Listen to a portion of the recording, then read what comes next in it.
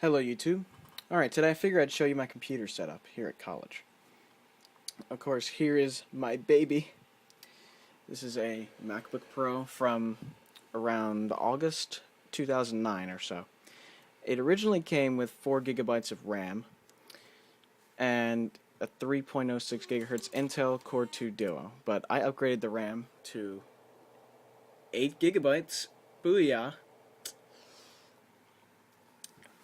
And I didn't buy Apple RAM. I bought G.Skill RAM from Newegg because Apple RAM is insanely expensive. So basically, here's the choice. It was like buying 8 gigs of RAM for $1,000 versus buying it for $430 or something. Yeah, saving $400 is awesome. Of course, I'm running macOS 10 version 10.6.2 on this machine. The 8 gigs of RAM makes this extremely fast. Absolutely love it. And of course, 10.6.2 is Snow Leopard, in case people aren't aware. And let me just go into System Preferences and show you something. I'm also dual booting this with Windows 7 Professional 64-bit. So let's restart into that, shall we? I also have wired internet too, because the college wireless is so slow.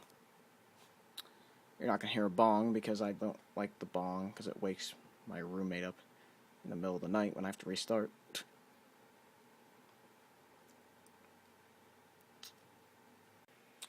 Alright, the screen is finally lit up.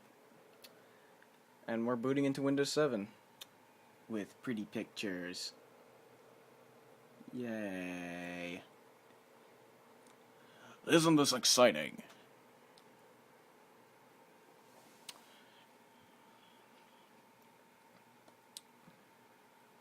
Alright. I have the 64-bit edition, so it'll take advantage of the 8 gigabytes of RAM. Oh, right. And of course, it has the Boot Camp drivers, version 3.1. And let me just clear this up for a lot of people. Boot Camp is not a program that runs Windows for you. Boot Camp is simply Apple's fancy term for dual booting. So, the Boot Camp applications themselves, on the Mac side, it partitions your hard drive for you, so you have two sections, one for Mac OS 10, one for Windows. And Boot Camp on the Windows side is simply the method of installing the drivers, like your graphics card driver, sound driver, etc., etc. But here we are. It's not using much CPU or RAM. 2% and 17%. I am running probably the best free antivirus you could find for Windows.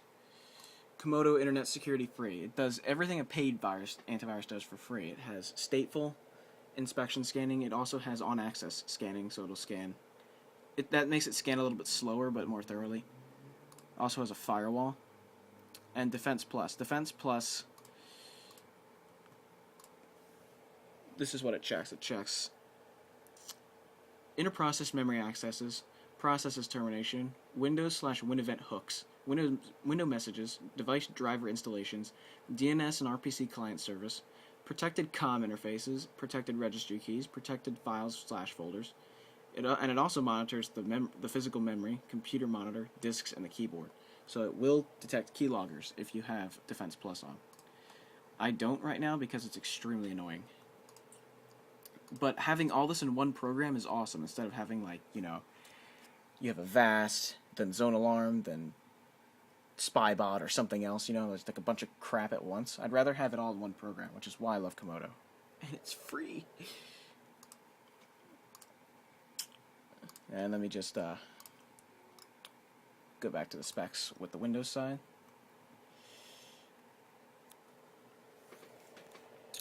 Alright, here we are.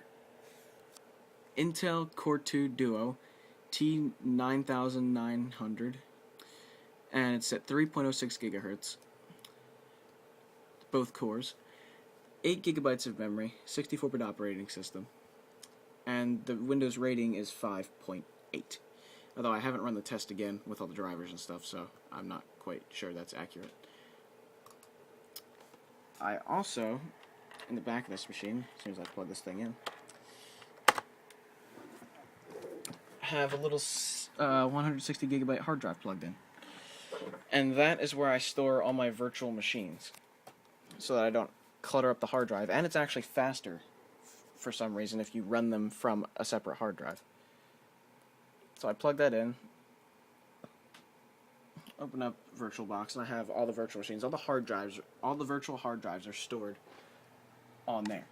So I don't have to, so let's say this computer crashes, I don't have to reinstall all the Linux stuff that I mess with on VirtualBox, since I choose with Linux to mostly live in a virtual machine environment, except for this netbook and a custom-built machine at home that I have. So yeah, that's this computer at the very least. Now let's move on to this one. This is the one that sits beside. Usually I have both of them on. And here we have the Dell Mini 10V, which of course has the Intel Atom 280 with which is 1.66 gigahertz, and it's hyper-threading as well, and 2 gigabytes of RAM. And this thing is dual booting Ubuntu 9.10 and Windows 7. Let's start up 7 first. 7 runs pretty good, or pretty well, on this computer. As you can see, when the screen's too small, it goes back to the Vista sort of bar. It's kind of weird, isn't it?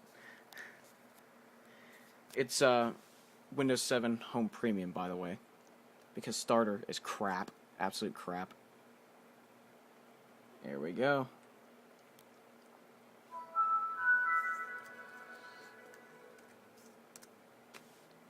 Let's log in. Another wired internet connection as well.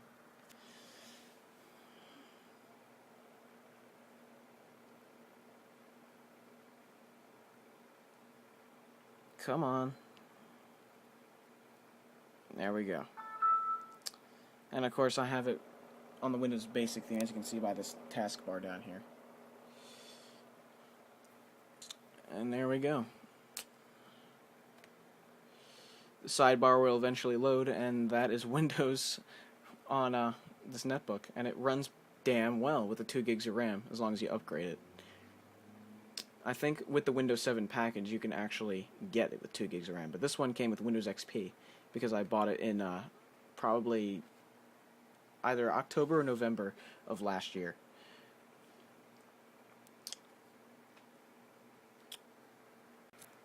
Now on the flip side I also have Ubuntu running on here, so let's start that up. This is probably one of the best Ubuntu computers I've ever owned. It just works so well with it. Yay, bad white balance.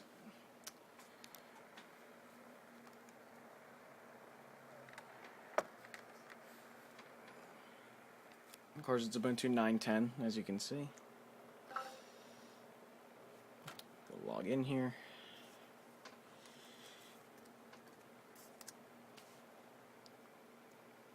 Go, go, go.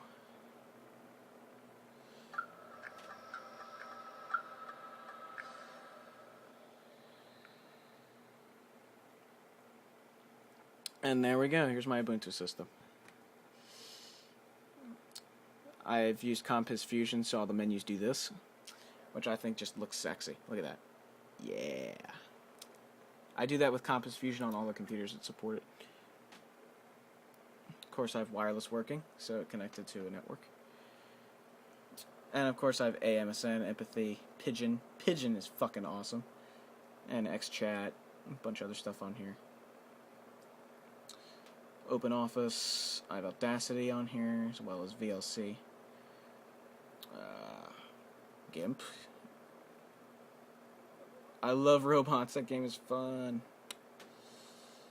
I also installed Gparted on here because disk utility sucks. Yeah, that's my Ubuntu 9.10 on this system. Of course, looking gorgeous with its sort of brown theme. I love that. And here's a weird bug. Look at this. There are 2 volume icons. Like, what the hell? One of them works and one of them doesn't. GNOME is kind of glitchy. Yeah. Whatever. yeah, this is my computer setup. Usually I have like one running with the other. Usually I have this one running and this one on the side. This one a lot of the time is either a YouTube viewing computer or a chat computer. So it's a good secondary computer if you want to do stuff like that. Also, it has a VGA port on the side, so sometimes I plug in this monitor into this computer and have sort of like chat on here, YouTube up there, and whatever I'm doing, like virtual machines or something over here. So it's pretty helpful for multitasking, I'd say. And that's it. So have a good one, everybody. Ciao.